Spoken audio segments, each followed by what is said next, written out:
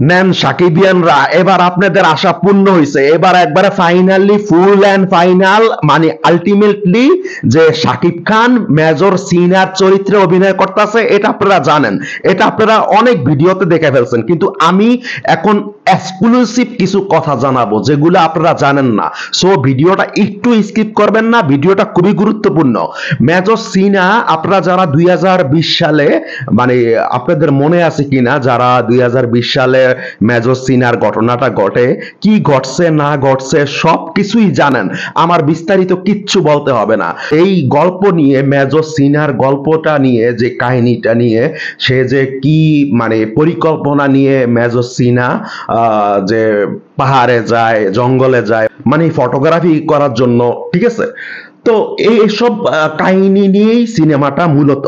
তো দেখেন এই কয়েকদিন মানে সাকিব ভাইয়ের, মানে সাকিব খানের, আমাদের মেগা স্টার সাকিব খান, সাকিব খানের যে সিনেমার কথাগুলা শুনছি, এগুলা কিন্তু সম্পূর্ণ গসিপ ছিল, একেবারেই সম্পূর্ণ গসিপ ছিল।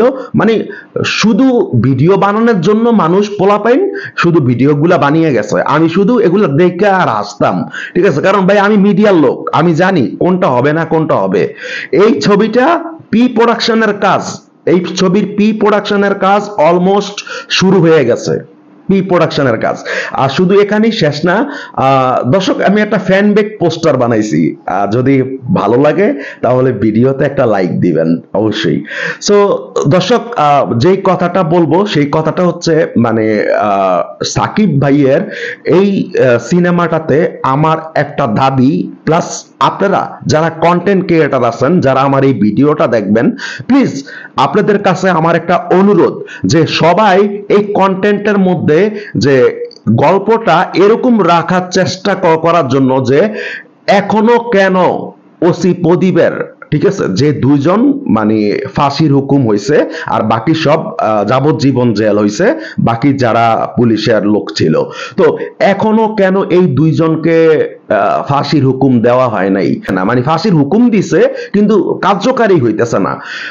তাকে ফাঁসির হুকুম দেওয়া হয়েছে মানে শেখ হাসিনার আমলে, শেখ হাসিনার আমলে বলতে সেই 2020 সালে, চিন্তা করে দেখেন, আর এটা 2025 সাল, তো ফাঁসির হুকুম দিছে, ঠিক আছে, তো আর কবে বিচারটা হবে, মানে ফাঁসিটা হবে কবে, ফাঁসিটা হবে কবে, মানে তো এটা যে বিচারটা হয় নাই, এটা যে মানে অসমাপ্ত রয়ে গেছে, যে আজও পর্যন্ত মেজর সিনার বিচারটা হয় নাই, এই অসমাপ্ত কাজটা যাতে সাকিব ভাই মেগা স্টার সাকিব ভাই যাতে সিনেমাতে অবশ্যই করে, এটা আপনারা প্রতিটা কন্টেন্ট ক্রিয়েটর যারা সাকিব ভাইকে নিয়ে ভিডিও বানান, প্লিজ দয়া করে প্রতিটা ভিডিওতে বলবেন যে এটা অসমাপ্ত কেন, এই গল্পের মধ্যে যাতে এটা তুলে ধরে, গল্পের মধ্যে, যে এখনো মেজর সিনা হত্যার বিচার হয় নাই।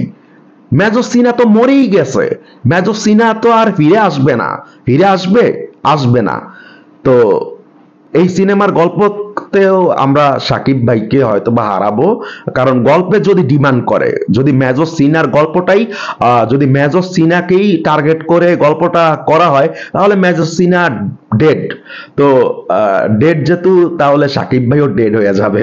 সো আর কেন এটার বিচারটা হয় নাই, এটা অসমাপ্ত রয়ে গেছে, ঠিক আছে, সিনেমাটা যাতে গল্পটা এটাতে তুইলা ধরা হয়, যাতে এটার বিচারটা খুব তাড়াতাড়ি হয়, আমি চাই এটা, আমি চাই এটা, যে মেজর সিনা হত্যার বিচারটা তাড়াতাড়ি হয় এই সিনেমার মাধ্যমে।